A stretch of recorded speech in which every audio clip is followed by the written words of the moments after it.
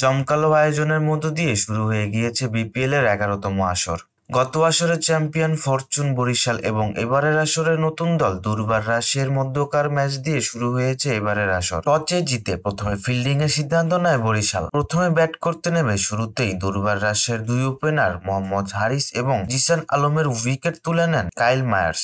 এরপর অধিনায়ক এনামুল হক বিজয় এবং ইয়াসির আলী রাব্বির পার্টনারশিপের উপর ভর করে ঘুরে দাঁড়ায় রাজশাহী। এনামুল হক বিজয় 65 রানে ফাহিম আশরাফের বলে ক্যাচ তুলে দিয়ে সাজঘরে ফিরে গেলেও ইয়াসির আলী রাব্বি 94 রানে অপরাজিত থাকেন। নির্ধারিত 20 ওভার শেষে রাজশাহী সংগ্রহ করে 197 রান 3 উইকেটের বিনিময়ে। পাহাড় সমান লক্ষ্য তাড়া করতে নেমে শুরুতেই চাপের মুখে পড়ে যায় ডিফেন্ডিং চ্যাম্পিয়ন্সরা। নাজমুল হোসেন শান্ত, তামিম ইকবাল, কাইল মায়ার্স, মুশফিকুর রহিম এদিন সবাই ছিলেন ব্যর্থ। তৌহিদ হৃদয় আশা জাগালেও সেও দলকে বেশি দূর এগিয়ে নিয়ে যেতে পারেননি। ফলে 65 রান তুলতে 5 উইকেট হারিয়ে অনেকটা চাপের মুখে পড়ে যায় বরিশাল। এই যখন হাল, তখন সহজ সমীকরণ হয়ে দাঁড়ায় রাজশাহীর সামনে। এলোমেলো বোলিং, ক্যাচ মিস এবং বাজে ফিল্ডিং এর কারণে ফসকে যায় ম্যাচ। মাহমুদুল্লাহ রিয়াদ এবং ফাহিম আশরাফের ব্যাটিং জোরে উড়ে যায় রাজশাহী। দুজনেই তুলে নেন 50। মাহমুদুল্লাহ 56 এবং ফাহিম আশরাফ 54 রানে অপরাজিত থেকে ম্যাচ শেষ করেন। ফলে 4 উইকেটের জয় পায় fortune Barishal. Player of the match হন মাহমুদুল্লাহ।